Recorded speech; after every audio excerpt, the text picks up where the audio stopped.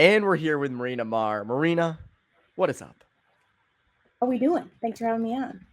Of course, I'm doing great. It's been a little while since we've had you on, I think. It's been, I don't know, it was like midway through last year because I know I came on Morning Skate, but I think it's been a little Yeah, while since you've been on here. So it's good to get you back it's in the nice to be rhythm. back. And oh, yeah, no, and of course, it comes after a tough, bad loss on Sunday night that you have to come on for. It's a little bit of a negative episode, I guess. Um, but what did you think of that loss? I mean, that was just it's funny. I don't mean to ruin people's days because I'm going to ruin people's days with this.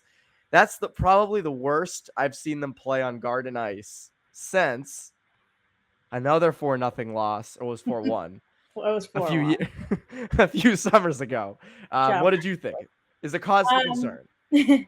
I don't know, man. Like, it's so hard to judge this team right now because they just haven't been playing hockey games. But you go from the elation of, a good win against Philly, 11 different players with a point, secondary scoring come through, and then just an absolute dud to Calgary.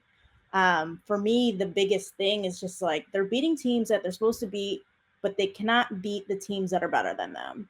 If you told me that the Flames are going to be better than them in July, I would have been like, no, like coaching change and whatnot. But here we are, the Flames are rolling, and like it's easy to be like it's the second night of a back to back. Well, it's like, well, they hadn't played, the 5-6 days before. Calgary played back to back as well. Like they're on they're on the end of a 7 game road trip. So I don't know. It's been difficult to judge this team. The high from Philly, the low from last night against Calgary. They haven't been playing many games, so I'm holding out, I guess, hope. I'm not pressing the panic button yet. I think in a couple weeks, if this trend continues, however, maybe I'll be starting to press the panic button. Yeah, so I think again, and I said this last week on Bruins Beat. Exactly what you said. They're beating the teams they should beat. They're not beating the teams they shouldn't that are better than them. Meaning they're a middle tier team. This is not a Bruins team that lives with the lore of 12-13 and 13-14 and 10-11 and even the Bruins teams of years past. This is a middle of the road team. That's not bad. That's not terrible, but they're middle of the road. Now, I think what was unique about Sunday night's game, the 4-0 loss, was obviously Dan Vladar gets a shutout. By the way, good for Dan Vladar. I mean, the guy Yeah, gets traded. He's thriving up in Calgary. Like, great for him. That's amazing. Good dude. 4-0-1 this season with a 945 save percentage and 2 shutouts. And that one overtime loss was to the Maple Leafs. It was 2-1, and he stood on his head the whole game. And you could look at kind of the Calgary defensive system and point to that. But I think what a lot of Bruins fans are saying after Sunday night's game was this team, did they make the wrong move? Did they trade away the wrong goalie? And I think a lot of people are saying, well, they shouldn't have signed Ullmark because look at what Vladar is doing and look at the money you shelled out for Ullmark. So I think there's a couple tiers to this argument. I think number one, a lot of people are quick to say Ullmark is not worth the money, and I think we'll get to that in a second. But with Vladar, you didn't want to come into this season with 2 unproven young goalies. I think that was the biggest thing. You don't want to come into a season if you're a cup contending team with 2 rookie goaltenders, right? right. In net. And I still stand by that. Vladar's playing great. That's amazing. But I don't think you want to come into the season with Vladar and Swayman in net. What I think people should be looking at a little bit of, and I know it's early, and I think Ullmark's gonna get hot down the stretch and be, very good at points during the season. But I think there were enough veteran goalies out on the market that you could have gotten one cheaper to play with Swayman, considering Rask probably is coming back. What are your thoughts on that whole situation? Yeah, it's a fair assessment for sure. I think there's a lot of revisionist history going on. Bruins fans, they have such high expectations. So when, someone they dealt shuts them out, it's not going to feel good. But Dan Vladar wasn't in their plans. Like, he just wasn't. They weren't going to, like you said, they weren't going to go into the season with the Swayman and Vladar duo. They just weren't. So it's hard for me to get upset about that. And no one played good last night for the Bruins. Oh, Like, not, terrible. Oh my I mean, God. like Zboril maybe, but like even me saying that is just like a problem in itself. So I don't. It was just a total team dud. And so going back to it, yeah, you can point to Allmark and be like they made a significant investment in him, and he hasn't turned the tide on that investment yet. But I still think it's really early in the season, so I can't get too worked up about it. Tuukka Rask is a question mark. I've heard some rumblings they're going to make the decision on him in the next couple of weeks. So we'll see what happens there. But yeah, I mean, I'm happy for Dan Vladar. Like, he should want to stick it to the Bruins and be like, you know what, you traded the wrong goalie. And it was the first time Jeremy Swayman gave up more than 2 goals on home ice. So I think it was that his first home loss too? I think that was his first home loss. He didn't lose against. I can't remember. Ullmark was in against. It might have been his. See, they play like once a month. They played. Now, so. You might be right. I think you might be right. I think he must have a home loss. I think so. He must. Because that would have been the story. Yes. Yeah. Yes. I think it was the first. Yeah, it's definitely not his first home loss. But was it? Yeah, that's a great question. He 8 and this is so I think it was. It feels like I know this research. I know this is great, but I do think that I believe people are punching their steering wheel right now. I always say people are punching their steering wheel when they don't know something. They're absolutely. They might be furious. onto the windshield. They might be onto the windshield. Spoke Z is just like lost his mind at this point. I'm throwing milk crates right now. But I do think though, like one argument that a lot of people made at the time with the money they gave to Ullmark, again, 5 years, $20 million, or 4 years, $20 million, $5 million per. That's starting goalie money. It was the first loss for Jeremy Swayman at the TD Garden last night. I knew it. I was like, I feel like that definitely was. Now people can stress free. They can rest. All right, we figured it out. Oh no, we leave everything in. But I do think that, a lot of people said at the time you could have put that money towards defense, right? But if you look back at the free agent market this offseason, the biggest fish were Jamie Alexiak and Alec Martinez. And Martinez wanted to stay in Vegas. You weren't getting him out of there. And Jamie Alexiak went to Seattle, a team with deep, deep pockets, who paid him a lot, right? You were not paying either of those guys top dollar at that point in their careers, right? So the idea that, they should have just got a defenseman, like, it's not that easy. There were not a lot of free agent defensemen. I think that hits at a larger point of, like, I don't think you can build your team through free agency anymore. That's a whole nother time of the year. Totally. But I do think absolutely question why they signed Ullmark to what they did and didn't go for a more veteran Halak-like player. But you can't sit here and be like, well, they should have just spent the money elsewhere. Like, I don't think that's a fair assessment either, because there weren't a lot of other options. And it was the biggest question mark wild card going into the season, right? Like, Rask had surgery. You didn't know what was going to come of the goaltending. So for me to be here and act surprised and mad that a goaltender hasn't, push the pace and whatnot and win that starter position. I know Cassidy said that Swayman is probably a little ahead of Ullmark, but I think Ullmark will turn the tide here. I think, if he gets some games under him, he didn't look bad against Edmonton. I think it was just another total team collapse in that third period. So I get Bruins fans' frustrations. I get why they want to go back to the summer and redo things, but I just think we're too early in the season when they haven't played enough games for me to figure out who they are. If the Bruins can kind of figure something out these next 2 weeks, because they're playing every other night, starting Wednesday for the schedule is insanity. We can get into that, but I just cannot. I don't know if it's just me being positive, I just cannot get up to complain about not that we shouldn't have traded Dan Vladar like on a Sunday night in November. You know what I mean? Like, it's just exactly. No, I agree with you. I think the Vladar trading Vladar, I'm not against that. Like, I think again, you got a 3rd round pick. Yeah. So like, you got something. You got a legit thing. Also, I can't. With the way things work in the Bruins world, I can't sit here confidently say if Vladar was playing with Swayman behind this decor, I can't sit here and say that he would have the same numbers, right? Exactly, like, I think we can agree that, the Flames Dan are Vladar would not. They're legit. Like, Yes. all three zones, like, they're unbelievable. They're relentless. They have great forecheck. Like, they're a really fucking good team, and it's kind of surprising, like I said earlier. And that's where the problem is right now. The Bruins are beating the teams they're supposed to beat against the tougher teams that are better than them. They're struggling. And to see the Bruins kind of middle of the pack is weird as a Bruins fan. I know people always talk about playoffs are like, if you're in the playoffs by Thanksgiving, usually you're going to make it to the playoffs. I forget what the percentage is. But like, the Bruins haven't really played enough games for me to be like, all right, I'm confident in the playoffs. But that's a whole nother story. But yeah, it's just I think we're just early in the season, and Bruins fans just love to complain because all fans love to complain. They're passionate. They're very When they aren't, passionate. when they aren't winning, like what I want to see my team win.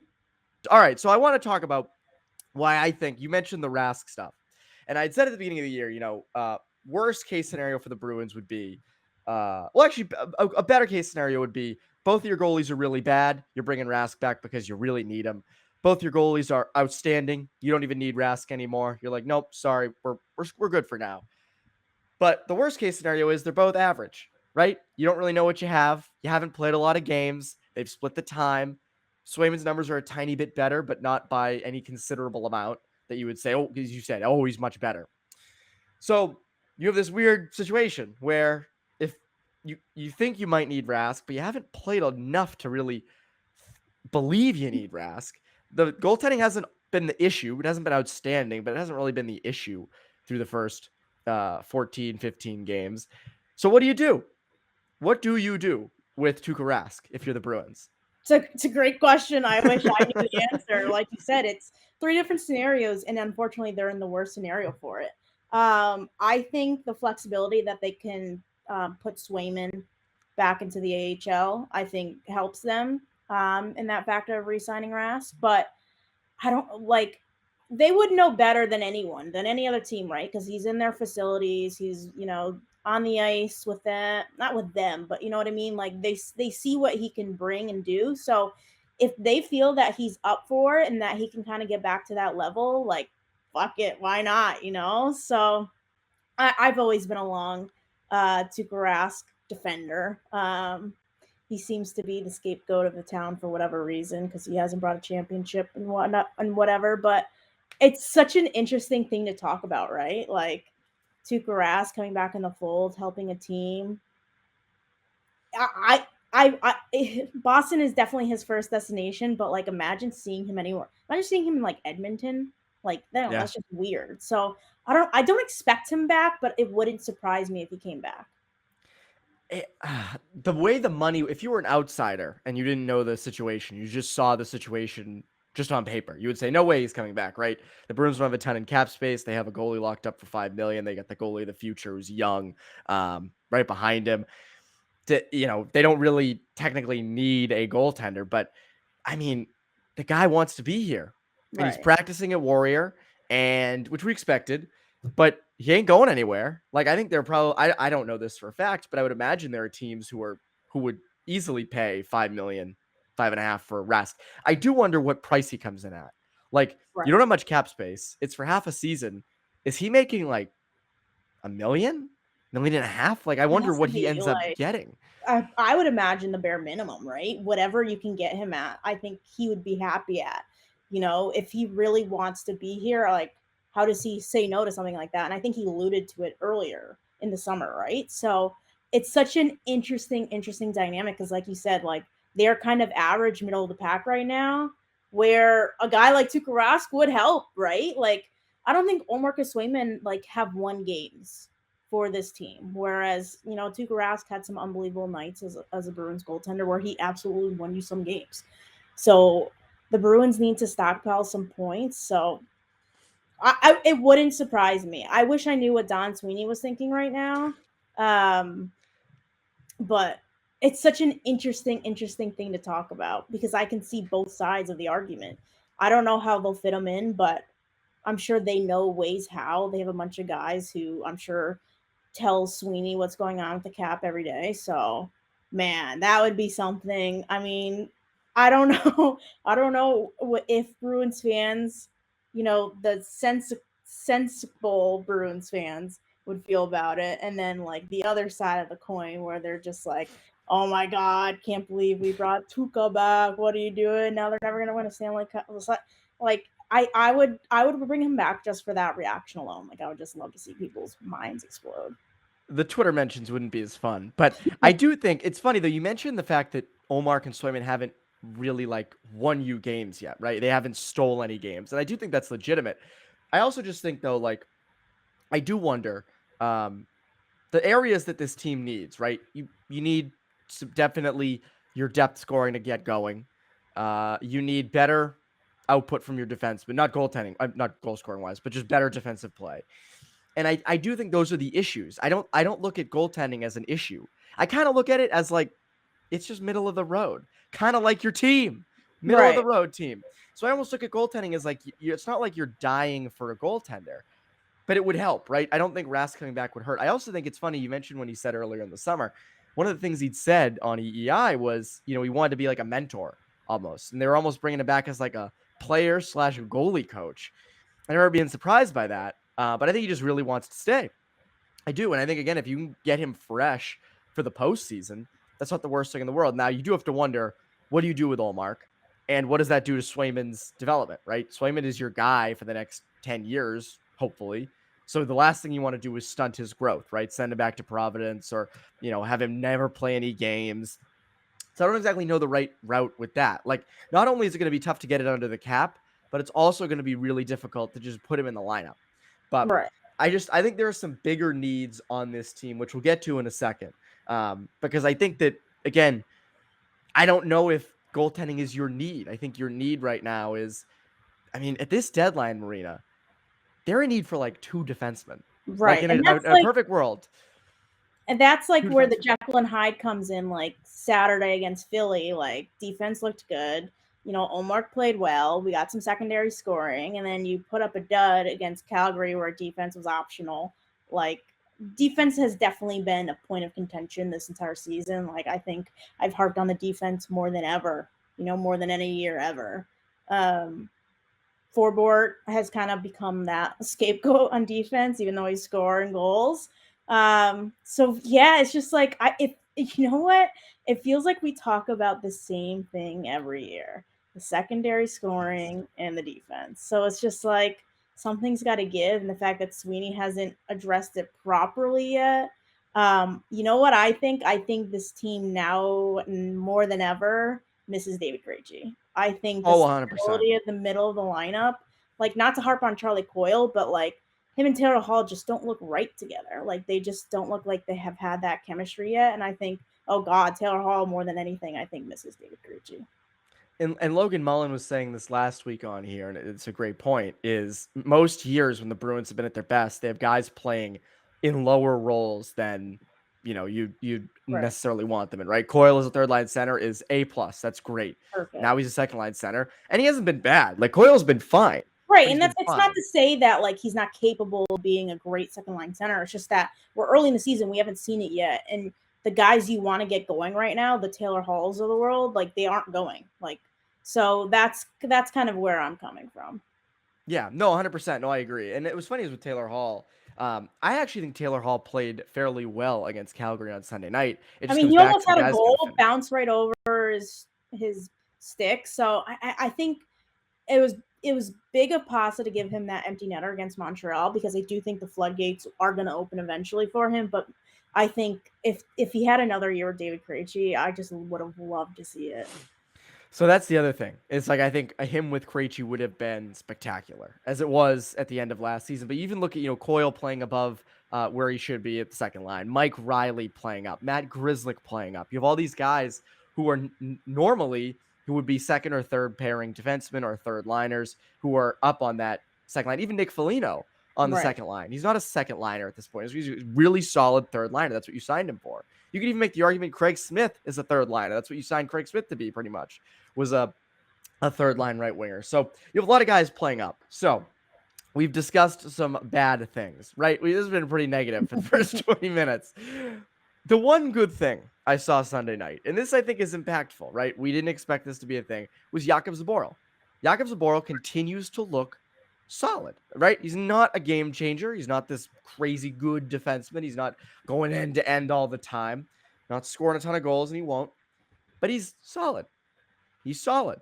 And I think that's what you need. You need just a solid two-way defender on that third pairing, and that might save you at the deadline. Would I be correct in that assumption? I think so. Definitely a little bit. As much as we've harped on the defense, he, the last few weeks has looked good. It's almost stunning, and you almost forget that he was a first-round pick and that he's capable of these things. No, bit of a late bloomer, but I'm happy it's coming around for him. I'm sure I've shit on him in the past, so forgive me. Oh, we Yeah, all have. it's nothing to do with you. It's everything to do with Don and everyone drafting. But he didn't draft himself. Like Exactly. he doesn't get to pick where he goes. So he mentioned that he got rid of social media. Maybe that's helping. Blocking out the noise. But good for him. Um, as much as we've talked about the defense, like he's been a bright spot these last few games, and hopefully he sticks with it and continues to be more assertive. And you know, it's a good thing that this is happening now, right? Like if he was another one of those that like the defense wasn't playing well, he wasn't playing well, couldn't be a mainstay in the lineup for I don't know how many years it's been now. So I'm happy for him, and it helps the Bruins. He's still trying to find his sweet spot. I think he's looked really good these last few games, and it's something that they've needed desperately. So I'm just gonna look for some more consistency from him. See if he can actually stay in the lineup, because he's had some flashes in years past where he's came, had a good game or two, but then kind of went back down. So we'll see if he stays in the lineup. But yeah, he's looked pretty good so far. Yeah, and again, with a guy like Zboril, I remember Connor Ryan always used to say this. Just he's like a lineman, right? You don't want to notice him. He's just do your Yeah, job. That's it, and just break the puck out, exit the zone cleanly, like shut your guys down. And I think that's what he's done. And again, on that third pairing where the contenders are Connor Clifton, who's Cliffy hockey, it's crazy, it's wild, it's wacky, it's all over the place, along with Mike Riley, who is a really good puck mover but has his defensive issues. A stable presence like Jakub Zboril, which I did not expect to be saying in November. I never thought I'd be saying like, "Oh yeah, stable presence is Jakub Zboril," but he I is. think I He's think just people forget that he like asked for a trade like a couple years ago. yeah, Like, yeah, do you remember that? And I think like the Hurricanes or someone was interested, and they were gonna send a pick back. But yeah, it's almost night and day for him. So I couldn't be happier for him. Like shut the haters up, like let your play do the talking. And like you said, it's like a lot of those third pairing guys. Like if I don't notice you, it's a good thing. yeah. And I think part of the problem's been we've noticed them consistently for not great things. I do wonder though who gets the boot, who's in the lineup the most on that third pairing, because right now you have Riley, Zboril, and Clifton. Uh, Clifton was in for a bit with Zboril, and then Clifton came out for Riley. I mean, I don't know if there's a real preference. I think you'd love to have a lefty righty situation there, but I like, but I don't know if he can play every single night. I think It's that's a another issue. Is chaotic. It's Cliffy hockey is just chaotic. Like you don't know what you're gonna get. So I yeah, think Cassie likes a sure thing, maybe. But we started this year with Grizzly McAvoy. I mean, they forced forward McAvoy, but in reality, it was supposed to be Grizzly McAvoy. Um, Riley Carlo, and then, the third pairing was going to be up for grabs, whether it was Forbort and, Clifton or whatever. So all of the pairings have kind of been put into a blender at this point. So I think it's just, continuing that puzzle, trying to find, the most consistent, what are we going to get every night that's consistent? And I don't know if it's Clifton. He's had some flashes of good games, but then he's had some flashes of bad penalties and just, chaoticness. So it'll be interesting to see, and I think we will see as the schedule progresses. They're playing every other night for the most part for the next month, I think. Um, there's going to be some injuries. There's going to be some stuff that comes up. I think you're going to continue to see, Clifton in a couple games, Zboril in a couple games until someone really proves that they deserve to be there. But right now, Zboril is proving that. So I think it's something that remains to be seen. I thought it was really interesting that Cassidy sent Kevin Dean up into the ninth floor to kind of watch the defense, a couple games back. So it's something that I think they will address at the trade deadline. I think they still need a true top four defenseman, preferably left shot, but been saying this for years. yeah. And I don't know if you're getting one at the deadline. I mean, again, Ekholm was the name last year. He was signed to a Human long-term deal product. with Yep. Predators. And so I don't know if you're going to find one at the deadline. If you're creative to try to find one. They tried with Mike Riley last year, looked good for a bit, but clearly wasn't a top four defender on a really good team. So that's the thing. And again, Marina, goes back to one word: drafting. Yep. You got to draft well. And that was a big Unfortunately, we do not do deficiency that with this well. crew. Yeah, and that was a big deficiency with this team for a long time. And again, I mean, you can look at the D, Grizzlick, McAvoy, Carlo, really obviously great draft picks. But around that, there wasn't a ton, right? And that's a huge issue that you have to go out and sign depth forwards, and you got to go out and sign and trade for fringe top 4 defensemen like Right. Riley and Forbert. So I don't know. It's an interesting team, and what's unfortunate for everybody is it's a team with a lot of question marks with not a lot of games thus far. But again, you mentioned the schedule coming up. Obviously, we have people out. You have Buffalo Wednesday night, then you have Rangers Friday for the Black Friday game. Sunday, you got the Canucks. Tuesday, you got the Red Wings. I mean, you can just go Thursday, Saturday, Wednesday. You just keep playing. They do have a little time off though because they're going out west between December 4th and December 8th. So that's another little break, I guess. Schedule. Schedule is just nuts. It is a wild schedule I'm looking at right now. But yeah, I mean, they have a lot of games coming up in not a lot of time, which is the complete opposite of what they had for the first 2 months. But for all that, Marina, what can the people look forward to from you for all of this great Bruins stuff? Well, you can follow me on Twitter. I'm Marina K. Maher. Also on Instagram, I'm Marina K. Maher. Gonna hopefully put some podcasts together here. It's been such a weird schedule, right? Like, Oh yeah, at times I'm like, what would I talk about on a podcast if I did it right now? And then you kind of got to pull stuff from thin air. So hopefully starting to do some more podcasting soon. But yeah, you can follow me along. Read my blogs and barstoolsports.com. everybody, go do that. For CLNS Media, I'm Evan Marinofsky. You Bruins Beat listeners, have a great rest of your week.